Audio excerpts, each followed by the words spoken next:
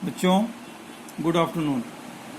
आज हम आपको भूगोल में पहला लेसन स्थानीय समय एवं मानक समय उसके बारे में आपको थोड़ी जानकारी दूंगा।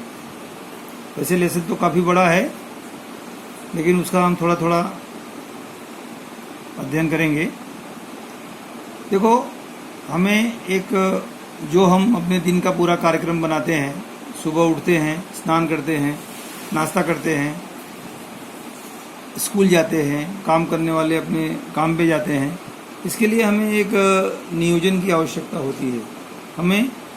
हम अपने सारे काम को समय में बांटते हैं कि हमें कैसे करना है, कि कौन से समय में हमें कौन सा काम करना है। जैसे आप सुबह उठते हो तो आपको स्कूल जाने की आवश्यकता होती है, आप तैयार होते हो, फ्रेश होते हो, स्नान करते हो, कपड़ा पहनते हो, जाते हो। तो उसी तरह से जो पहले के लोग थे, वो लोग समय का मापन करने के लिए विभिन्न साधनों का इस्तेमाल करते थे। कुछ लोग तो सूर्य की स्थिति को देखते थे आकाश में और उससे दिन का आकलन करते थे कितना बजा होगा। रात को भी आकाश में तारों को देख करके अंदाज़ा करते थे क्या समय हुआ होगा। लेकिन अभी तो आपके पास समय देखने के लिए बहुत सारे साधन हैं, मोबाइल है, घड़ी है, इस सब से हम आकलन कर सकते हैं। तो दिन और रात्रि, दिनमान और रात्रिमान, सूर्योदय से लेकर के सूर्यास्त तक का समय जो होता है वो दिनमान होता है। सूर्योदय होगा, सूर्योदय से लेकर के सूर्यास्त, और सूर्यास्त से सूर्योदय तक के समय को रात्रिमान कहते हैं। इसमें देखो, दो ब्लू कलर के प्रिंट दिख रहे हैं कि दिनमान किसे कहते हैं, रात्रिमान किसे कहते हैं। तो आप भी इसका प्रश्न बनाना और उसका उत्तर लिखना कि दिनमान किसे कहते हैं और रात्रिमान किसे कहते हैं। तो और पृथ्वी, आपको ये बात मालूम होगी, पिछली कक्षा में भी आपने पढ़ा होगा कि पृथ्वी सूर्य का परिक्रमण करती है। परिभ्रमण करना मतलब होता है चारों तरफ घूमना। जैसे कोई तुम खेल खेलते हो, कोई एक लड़का बीच में बैठता है और बाकी लोग उसको चारों तरफ दौड़ते हैं। तो इस तरह से पृथ्वी जो है वो सूर्य की परिक्रमा करती है। और वो परिक्रमा करते समय पृथ्वी पश्चिम से पूर्व की ओर घूमती है। पश्चिम से पूर्व की ओर घूमते समय जो देशांतर रेखाएं सूर्य के सामने आती हैं, वहाँ पे दिन होता है, और जो देशांतर रेखाएं अंधेरे की तरफ बढ़ती हैं वहाँ पे रात्रि होती है।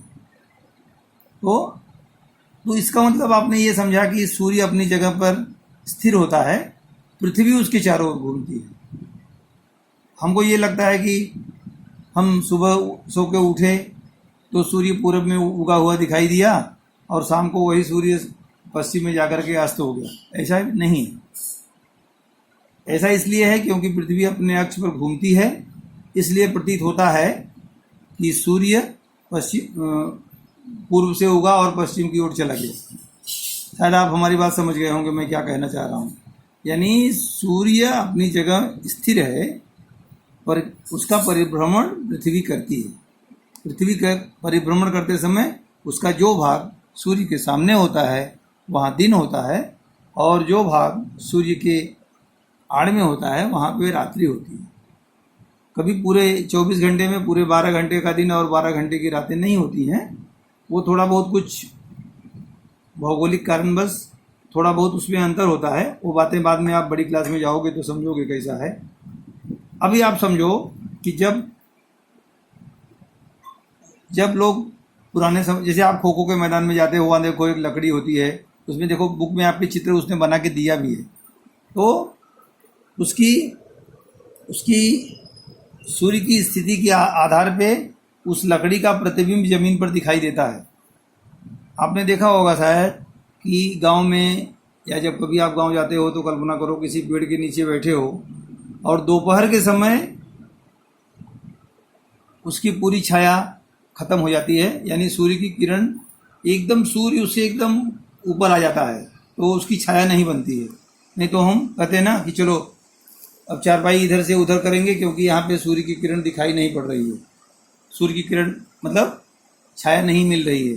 तो उसका कारण वही है। जैसे जैसे सूर्य, समझो आपने एक लकड़ी रख दिया, लकड़ी रखने के बाद अगर सूर्य पूरब की दिशा में उग रहा है तो उस समय प्रतिबिंब जो है पश्चिम की दिशा की तरफ बनेगा, और जैसे जैसे सूर्य ऊपर की तरफ चढ़ता हुआ दिखेगा वैसे वैसे ये प्रतिबिंब कम होते जाएगा। तो अगर प्रतिबिंब सीधा एकदम लकड़ी के ऊपर उसके नीचे आ गया तो समझ लो 12 बज गया। 12 बजने के बाद जैसे जैसे सूर्य और इधर आना शुरू करेगा पश्चिम की तरफ, उसका प्रतिबिंब उस तरफ बनना चालू हो जाएगा। आप देखो ना, आप चलते रहते हो, लाइट आती है, लाइट के ठीक विपरीत दिशा में आपकी प्रतिबिंब दिखाई देती है जमीन पे पड़ते हुए। तो ये है स्थानीय समय और मानक समय। अभी स्टार्टिंग है ये लेसन का, फिर बाद में और मैं आपको पढ़ाऊँगा। इसको आप पढ़ना, लेसन को जरा एक बार रीडिंग करना जितना मैंने आपको सेंड किया हुआ है, एक पेज, ये चित्र भी निकालना और 5 प्रश्न बनाना, उसका उत्तर लिख करके हमको देना। Okay, thank you.